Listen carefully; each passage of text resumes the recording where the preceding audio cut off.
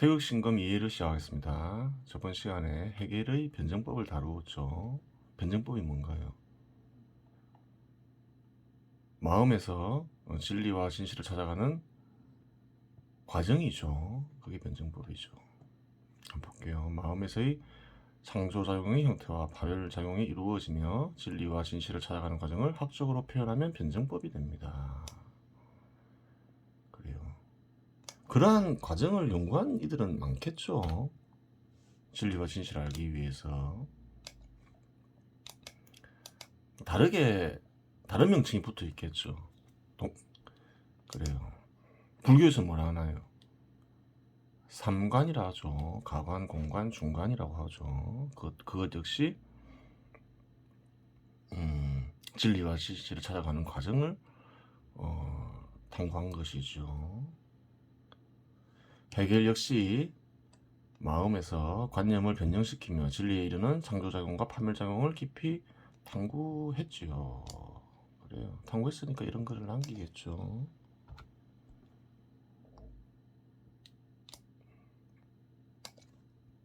그러면 물질과 공간으로 이루어진 세상은 어떻게 이루어질까요? 그것도 한번 생각해 볼 수 있겠죠. 마음에서 진리와 진실을 찾아가는 과정과 같은 것인가 다른 것인가. 그래요. 한번 탐구해 볼 수 있는 거예요. 같을 것 같지요. 창조작용과 파멸작용이 존재하니 당연히 마음에 그 행위의 주체가 있겠지요. 그래요. 그 행위 주체가 있다는 거예요. 해겔이나 서구에서 신검을 구사한 이들은 모두 이성이라는 개념을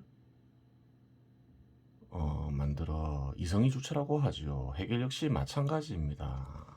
그렇죠. 읽어봤죠. 그래요. 뭐 명칭은 다를 수 있어도 주로 이제 한국에서는 이성으로 이렇게 번역이 되죠. 하지만 태극신검에서는 주체를 이성으로 설정하지 않습니다. 그 주체를 절대자로 설정하지요. 예전부터 많이 설명했죠.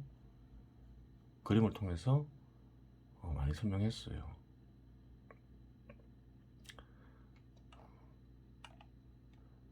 따라서 위 문장들도 이성을 절대자로 설정하기만 하면 태극신검의 이치와 크게 다를 것이 없는 것처럼 보입니다. 이 주석이 있죠. 마음에서 이성을 발휘하는 존재는 절대자와 결합한 영혼 혹은 영혼을 통해 드러난 절대자이다. 예전에 그림으로 많이 설명했죠. 한번 볼까요?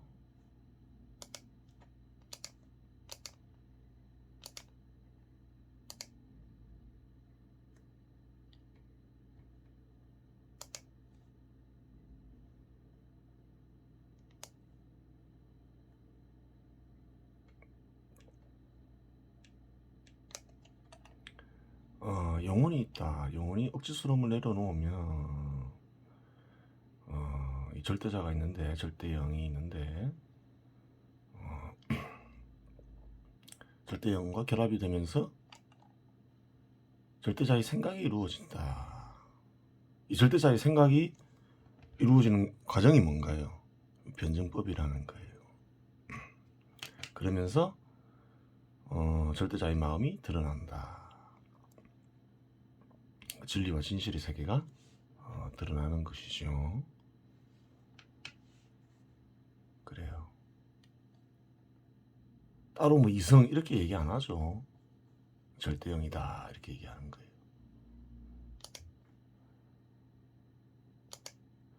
그러면 단어만 다르지 내용이 같은데 이거나 저거나 무슨 차이가 있느냐고 질문할 수 있을 것입니다. 출발점에서 어느 정도까지 내용은 거의 비슷합니다. 그래요. 각도가 1도 틀리다고 하여 가까운 거리일 경우 다른 지점에 도달하는 것은 아닙니다. 그렇죠. 어떤 지점이 있어요. 각도가 조금 틀리다 해서 다른 지점에 도달하는 것은 아니죠. 하지만 먼 길을 갈 때는 1도의 차이도 도달하는 지점에 큰 차이를 일으킵니다. 1도의 차이도. 그렇죠. 한 10m 가면 1도 틀리다 해서 다른 곳에 도달하지 않지만 한 10km를 가면 달라지죠. 구체적으로 말하자면 산매를 통해 세상에서 뜻을 만들어낼 때 조금씩 다르게 만들어지기 때문입니다. 결과적으로 인간이라면 약간의 노력만 기울이면 누구나 알 수 있는 진리나 진실에는 도달할 수 있지만 깊은 곳에 숨겨진 진리나 진실에는 도달할 수 없습니다. 그렇죠. 그렇겠죠. 조금 약간 다른 그릇된 시각을 가지고 있다. 그렇다 해서 진리와 진실에 도달하지 못하는 건 아니죠. 그래요. 간단한 진리나 진실에 도달할 수 있다는 거예요. 하지만 깊은 곳에 있는 진리나 진실에는 도달하지 못한다. 그 얘기를 하는 거죠. 비유를 드렸어요. 그리고 지혜의 깊이와 넓이가 달라집니다. 그렇죠. 깊이가 없어지겠죠. 틀리면 엉터리가 되어버리는 거죠. 넓이가 달라진다. 창조작용과 파멸작용을 인간에게 귀속시킬 경우 인간이 지닌 유한성을 인정하고 유한성 속에서 질을 탐구해야 합니다. 또 다른 내용인 거죠. 한계를 그래요. 볼게요. 하지만 창조작용과 파멸작용을 절대자에게 귀속시킬 경우 한계를 설정할 이유가 없습니다. 인간이 지닌 유한성은 절대자에게는 해당되지 않기 때문입니다. 무슨 말인가요? 이 영혼이 절대형 혹은 서양에서 말하는 뭔가요? 뭐 이성과 결합해서 생각을 드러내는데 영혼이 생각하는 거예요. 사람이 생각한다고 생각하는 거예요. 그거를 사람은 어떻게 보면 현실에서 보면 어떤가요? 한계가 있잖아요. 영혼의 생각도 한계가 있겠죠. 하지만 이것은 영혼이 생각하는 것이 아니다. 절대 영이 생각하는 것이다. 한계를 설정할 이유가 없는 거죠. 그렇잖아요. 그 말을 하는 거예요. 현 시대에서 검증이 되건 안 되건 미래에 검증돼서 가능성이 있건 없건 탐구하는 자의 알고자 하는 지의 범위와 깊이를 결정하는 이는 탐구자가 아니라 절대자이기 때문입니다. 한계를 설정할 필요가 없다는 거예요. 그냥 억지스러움을 내려놓고 생각하면 된다는 거죠.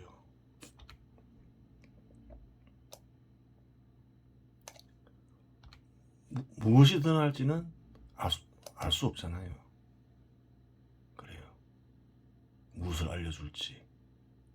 한계를 설정해버리면 어떻게 될까요? 이 주석이 있죠. 46. 한계를 설정하면 영혼의 영은 한계 내에서 활동하게 된다. 쭉 확인해본 결과겠죠. 살펴봤겠죠. 근대 서양학자들은 탐구 대상에 한계를 설정하는 경우가 많은데 그 결과 현실에서 이성으로 인식되는 영을 제대로 활용한 사례를 찾아보기 힘들다. 그러한 사례가 아예 없을지도 모른다. 미네르바의 부엉이는 황혼이 깃들 무렵에야 비로소 날기 시작한다. 헤겔. 무슨 말인가요? 황혼이 깃들 무렵, 다 비유적 표현이죠. 미네르바 부엉이는 뭘까요? 이성이겠죠. 황혼이 깃들 무렵, 이건 뭔가요? 사건이 끝나는 경우를 가리키죠. 사건이 끝난 경우에야 이성은 발휘된다. 이렇게 얘기하고 있어요. 역사적인 사건인 경우 사건이 끝난 뒤에야 비로소 이성이 발휘될 수 있다고 해결은 한계를 설정한다. 왜 이런 한계를 설정했을까요?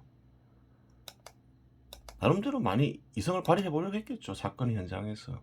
어려우니까, 잘 틀리고 어려우니까 그냥 이렇게 한계를 설정해 버렸죠. 그러면 어떻게 될까요?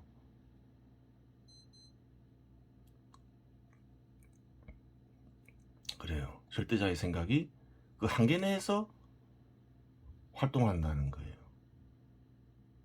실상 해결은 사건이 진행되는 도중에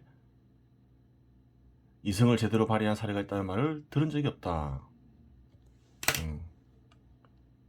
실상 사건이 진행되는 도중에 해겔이 그렇죠. 해겔이 뛰어난 철학자라 하지만 사건이 진행되고 있는 도중에 이성을 제대로 발휘한 사례는 없죠. 해겔뿐만 아니라 서양의 유명한 사상가나 지식인들 중 역사의 현장에서 이성을 제대로 발휘한 사례가 있다는 말을 들은 적이 없다. 그렇죠. 다 끝나고 난 뒤에 그냥 이해하는 정도지 사건 현장 속에서 그래요. 법칙을 만들어서 그 법칙을 그래요. 적용해서 성공한 사례가 있나요, 없나요? 있을 수도 있겠으나 거의 없죠. 왜 그런가요? 한계를 정하고 그래요. 발휘를 안 해서 그런 거죠. 한계를 정하면 발휘가 안 돼요. 그 얘기를 하는 거예요. 그 이유는 무엇이겠는가? 다름 아닌 스스로 한계를 설정하여 이성, 즉 영의 활동을 제한하였기 때문이다. 이성이 자기들이 생각하는 이성이 절대자라고 생각하지 못한 것이죠. 절대영이라고 생각하지 못한 거예요. 그래요. 예전에 그래서 성공한 사례를 소개했죠. 물론 이 글을 쓰니가 성공한 사례겠죠. 그래요.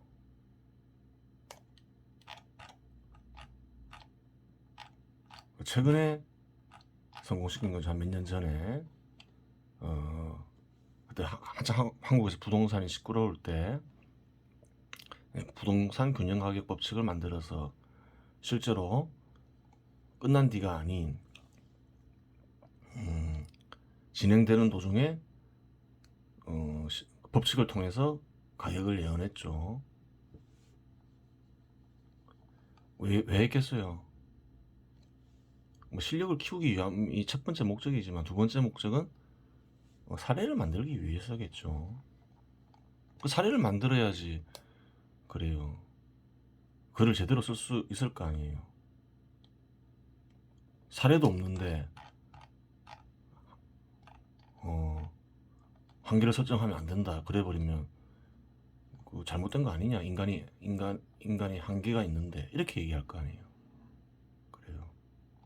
할 수 없이 힘들지만 뭐 재밌기도 했지만 그래요. 글을 제대로 쓰기 위해서 사례를 만든 것이기도 해요. 그래요. 세상에는 본질이나 실제나 절대자는 알 수 없는 것이라고 주장하는 불가지론이 있습니다. 그런 이론들은 많죠. 하지만 그런 얘기 많이 하잖아요. 알 수 없는 게 아니냐. 있는지 없는지 어떻게 하냐. 있다더라도 어떻게 하냐. 뭐 그렇게 얘기하죠. 하지만 태극신검이 이치에 입각하면 그러한 견해는 하찮은 억견에 불과하게 됩니다. 그렇죠. 무엇이든 할 줄 알고 그렇게 한계를 정하냐. 그건 억견이다. 그렇게 얘기하고 있는 거죠. 절대자의 권능을 사용한다는 것은 절대자를 대리한다는 말이 됩니다. 따라서 불가지로는 태극신검이 이치에 입각하면 절대자가 본질이나 실제나 본인 자신에 대해 모른다는 말이 되기 때문에 이는 이치에 어긋난 억견이고 하찮은 것으로 보게 되는 것입니다. 그렇죠. 그래요. 섭리를 인식하고 사용하는 존재는 절대자라 했죠. 인간이 있기 전에도 사용했죠. 인간이 절대자의 능력인 섭리를 인식하고 사용할 수 있는 이유가 뭘까요? 그렇죠. 그래요. 세상을 이루어지게 한 존재가 그것을 가능하게 했으니까 그렇죠. 근데 굳이 무엇이든 날지 그것을 제약하는 것은 어리석은 짓이다. 이렇게 하는 거예요.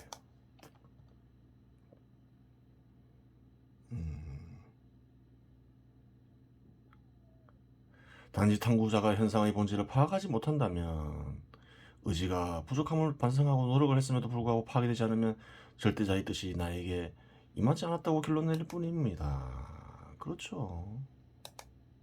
본인이 부족하다 해서 인간이 능력의 한계가 분명하다 이렇게 얘기할 필요는 없는 거죠. 딴 사람은 가능할 수도 있고 그래요.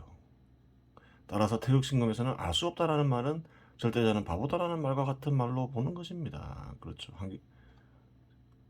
그런 한계를 정하는 건 뭔가요? 진리를 드러내는 절대자에게 한계가 있다. 그렇죠. 모르는 게 많다. 뭐 그렇게 인식된다는 거죠.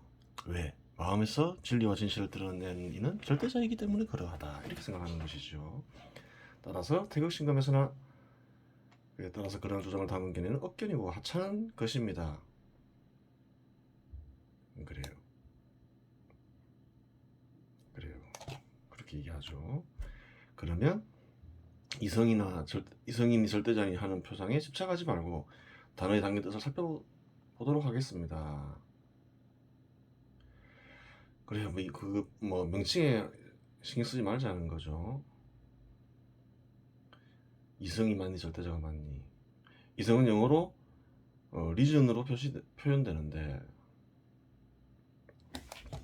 표시되는 데가 낫겠죠.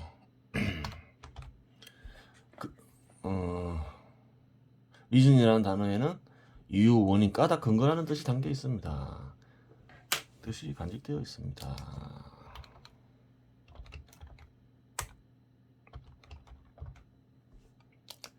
이는 달리 말하면 이유, 원인, 까닭, 근거를 부여하는 존재를 이성으로 규정하였다고 볼 수 있습니다. 그렇죠. 이성은 그리스어로 로고스로 표현되었고 뭐 다른 단어로 표현됐을 수도 있겠죠. 라틴어로는 라치오라고 표현되었는데 로고스와 라치오에는 비례 균형이라는 뜻이 담겨 있습니다. 따라서 이성은 비례 균형을 이루어지게 하는 존재로 볼 수 있습니다. 그러면 이 두 가지 뜻을 합쳐서 이성을 규정하면 이유, 원인, 까닭, 근거를 부여하여 비례 균형을 이루어지게 하는 존재로 이성을 규정할 수 있습니다. 하지만 이 규정에는 방식이 결여되어 있습니다. 여기에 방식, 즉 정신에서 이루어지는 상조작용과 파멸작용을 첨가하면 다음과 같이 규정할 수 있습니다. 이성은 정신의 상조작용과 파멸작용을 일으켜 이유, 원인, 까닭, 근거를 부여하여 비례균형을 이루어지게 하는 존재이다. 그렇죠. 그렇게 할 수 있죠. 마음에 이렇게 맞죠. 해겔은 정신을 마음으로 사용하는 게 아니죠. 영으로 사용하고 있는 거죠. 영혼의 영. 그러면 이러한 존재가 마음에만 있고 세상에는 없는 것인가 하는 문제가 발생하는데 마음을 세상으로 변경시킨 뒤 문장을 음미해 보도록 하겠습니다. 그래요. 이성은 세상의 창조작용과 파멸작용을 일으켜 그 마음 대신 세상에 들어가죠. 여기서 세상은 물질과 공간으로 이루어진 세상을 가리키겠죠. 이유, 원인, 까닭, 근거를 부여하여 비례균형을 이루어지게 하는 존재이다. 이렇게 표현하더라도 문장에 이상한 점을 발견할 수는 없습니다. 이상이 없죠. 그럼 여기서 잘 보면 그러면 세상의 창조작용과 파멸작용을 일으키면서 이유, 원인, 까닭, 근거를 부여하는 존재는 누구겠어요? 당연히 절대자겠죠. 그런데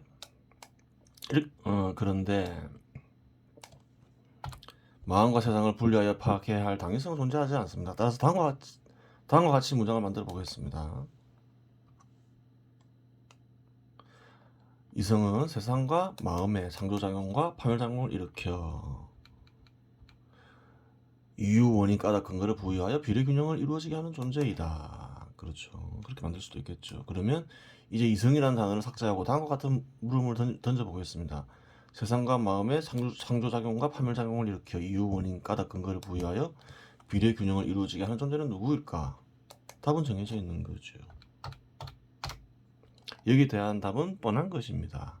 어떤 이는 하나님이라고 대답할 것이고 어떤 이는 부처님이라고 대답할 수도 있을 것이며 어떤 이는 알라라고 대답할 수도 있겠으며 어떤 이는 옥황산제가라고 대답할 수도 있겠으나 모두 한 가지를 다르게 표현한 것일 뿐입니다. 그러한 존재는 세상을 이루어지게 하는 존재, 즉 절대자 외에는 없습니다. 그렇죠.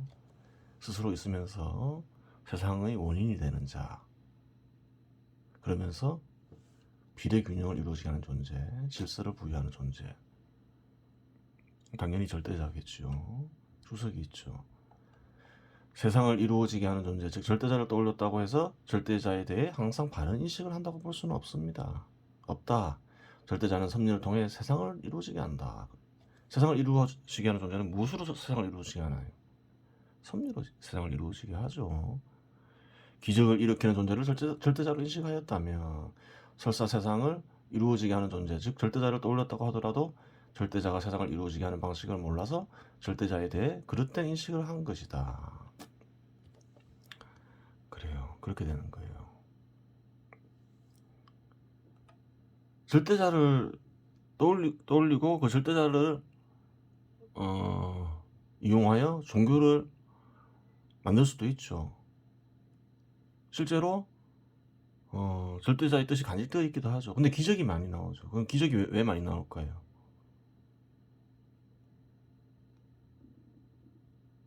절대자가 세상을 어떻게 이루는지를 몰라서 그런 거예요. 절대자는 섭리를 통해서 세상을 이루어지게 하는 거죠. 섭리에 어긋난 일은 일어나지 않아요. 그렇겠죠. 절대자가 절대적인 존재라서 그런 거예요. 그렇다면 과거의 절대자를 정신에, 마음에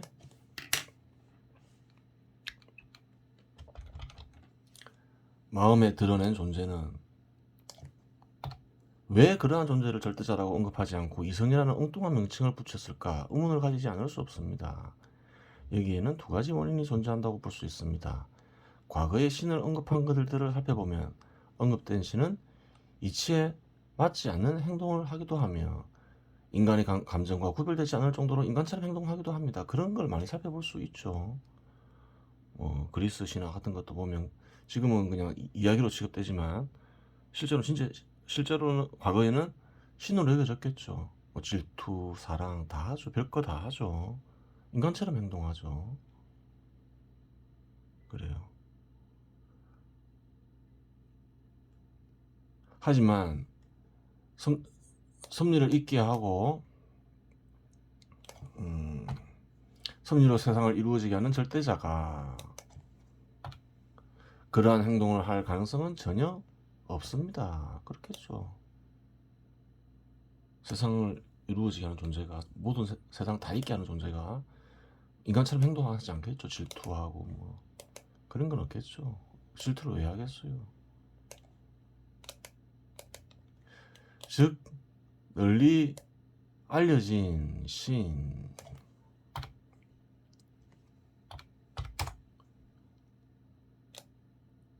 혹은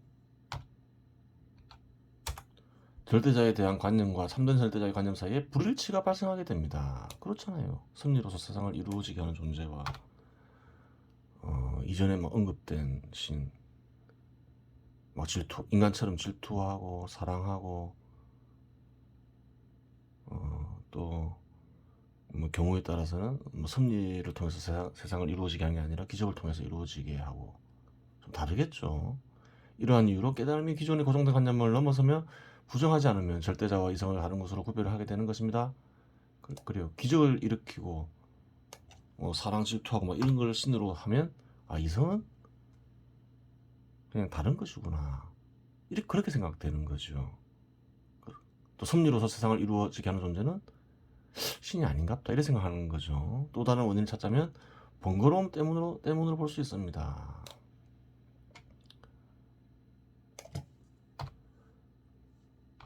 섭리를 잊게 하는 존재에 대한 답으로 절대자를 지목하는 것은 너무 쉬운 일입니다. 그 섭리를 누가 잊겠어요?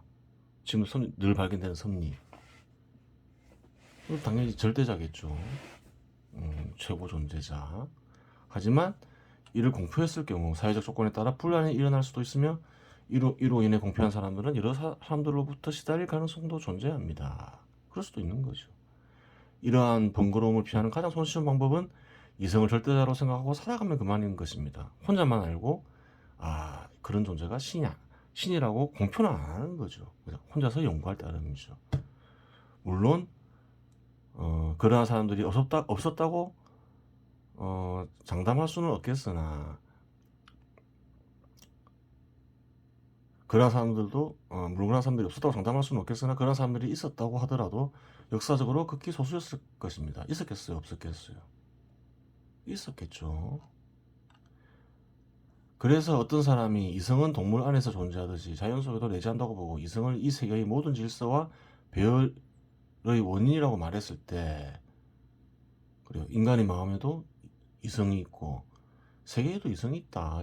그 이성이 세계의 모든 질서를 창조한다. 세상을 이루어지게 한다. 그 말을 했다는 거예요. 고대에. 이 사람만이 눈을 뜬 사람이고 이에 비하면 이제까지 모든 사람들은 마치 헛소리를 하고 있다고 생각될 정도였다. 그런 사람이 있었다는 거예요. 서양에도. 분명히 아낙사고라스는 우리가 알기로는 이러한 설을 취하고 있던 사람이다. 누가 얘기하고 있나요? 아리스토텔레스가 얘기하고 있죠. 단 그보다 이전에도 이미 크람 조메네의 헬모코티모스가 이 설을 가지고 있었다고 믿어지고 있다. 아낙사고라스는 기원전 5세기 정도에 활동한 그리스 철학자이다. 그래요. 고대에도 있었다는 거예요. 그러면 이 아낙사고라스는 세계의 모든 질서의 원인, 또 마음에서도 어떤 진리를 인식하게 하는 존재, 그 존재가 신이라는 걸 몰랐겠냐는 거예요. 알았다는 거예요. 신이라고 얘기했을 수도 있겠죠. 이 말을 했을 때 당대 사람들은 뭐라 생각했다나요? 이제까지 모든 사람들은 마치 헛소리를 하고 있다고 생각될 정도였다. 고대의 그 선풍적인 선풍을 일으킨 말이었던 것이죠. 그 서양에도 있었어요.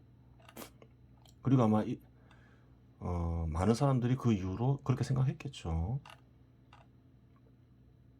그래요. 동양에서는 어떤가요?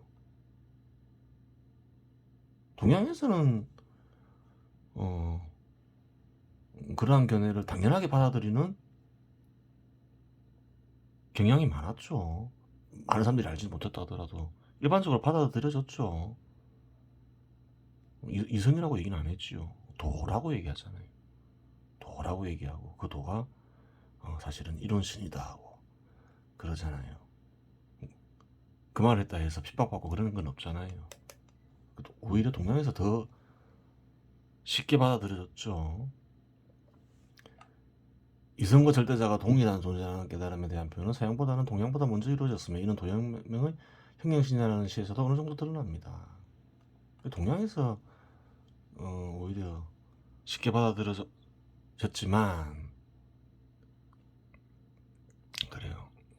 그 도에 대한 깊이 있는 연구가 안 이루어졌죠. 그냥 다 은밀하게만 얘기해서 그래요. 함부로 얘기 안 해주고 그렇잖아요. 숨기고 내용도 안 알려주고 그랬잖아요. 몇 명한테 알려주고 그러다가 다 실전된 거죠. 그래요. 그러다 보니까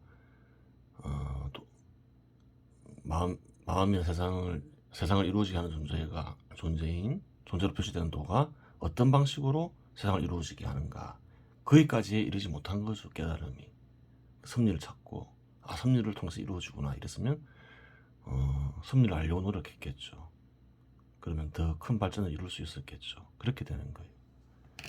이번 시간은 여기서 마치겠습니다.